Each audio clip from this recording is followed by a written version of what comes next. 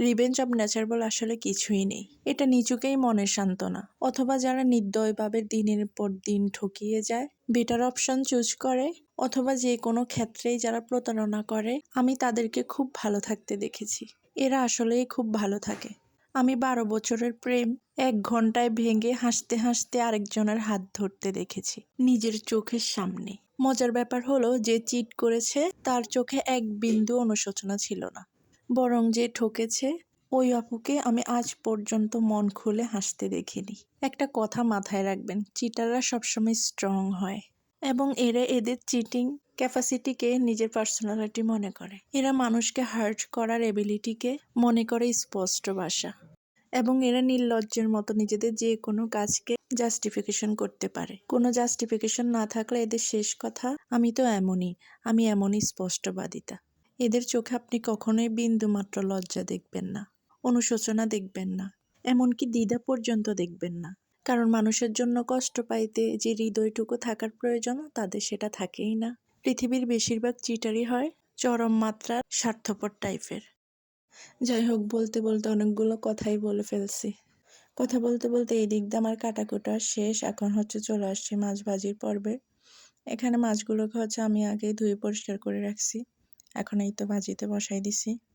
আসলে জীবনে চলার পথে এরকম কত কত স্বার্থপর মানুষের সাথে আমাদের চলতে হয়, তা আসলে আমরা গুণেই শেষ করতে পারি না। যারা শুধু নিজের স্বার্থ বুঝে আর নিজের ভালোটাই বুঝে, যারা অন্যের নামে সারাদিন বদনাম করে, আবার ওদেরকেই ফলো করে। এই তো এদিক দিয়ে আমার মাছটা ভাজি হয়ে গেছে। এখন বেগুনটা বসাই দিব, মাছগুলোকে এক এক উঠিয়ে নিচ্ছি। আর যে তেল দিয়ে আমি মাছ ভাজি করব, ওই তেল দিয়ে আমি তরকারিটা বসাবো, রান্না করব।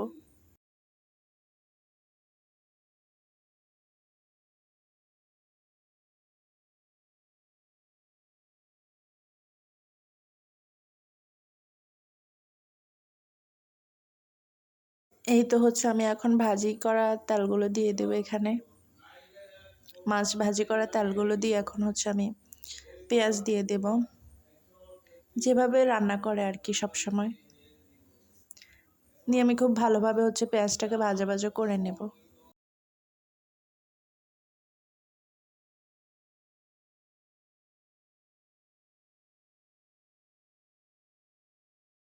এই তো এখন আমি রসুনটা দিয়ে দিয়েছি, দিয়ে খুব ভালোভাবে এটাকে নেড়ে ছেড়ে নিচ্ছি। এখন পরিমাণ মতো লবণ অ্যাড করে দেব। এই তো এদিক দিয়ে আমি খুব ভালোভাবে রসুনটাকে তেলের মধ্যে ভেজে নিচ্ছি।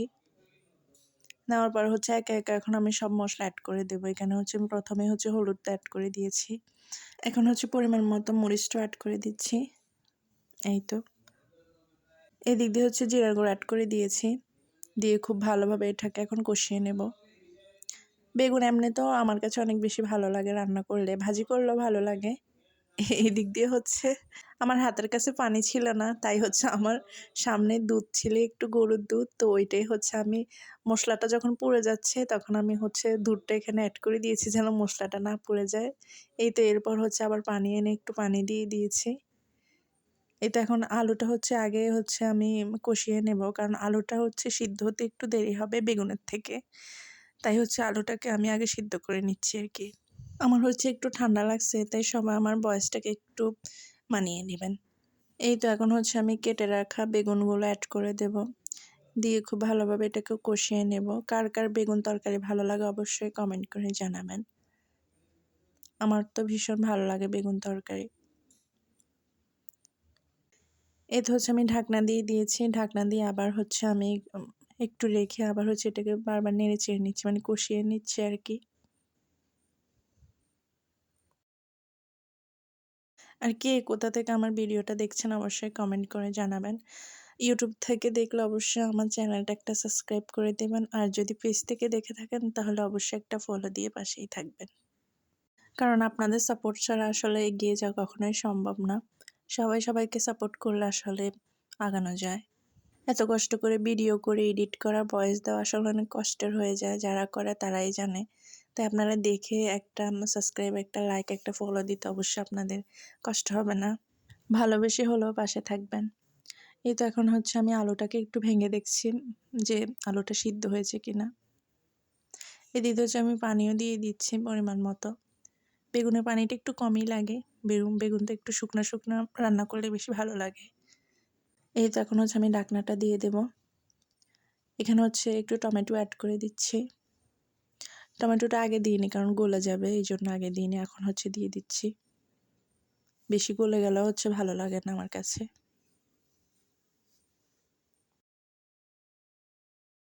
এই তো ফাইনালি আমার তরকারিটা রান্না করা শেষ। তো কেমন হয়েছে অবশ্যই জানাবেন, আর সবাই ভালো থাকবেন, সুস্থ থাকবেন। আল্লাহ হাফেজ।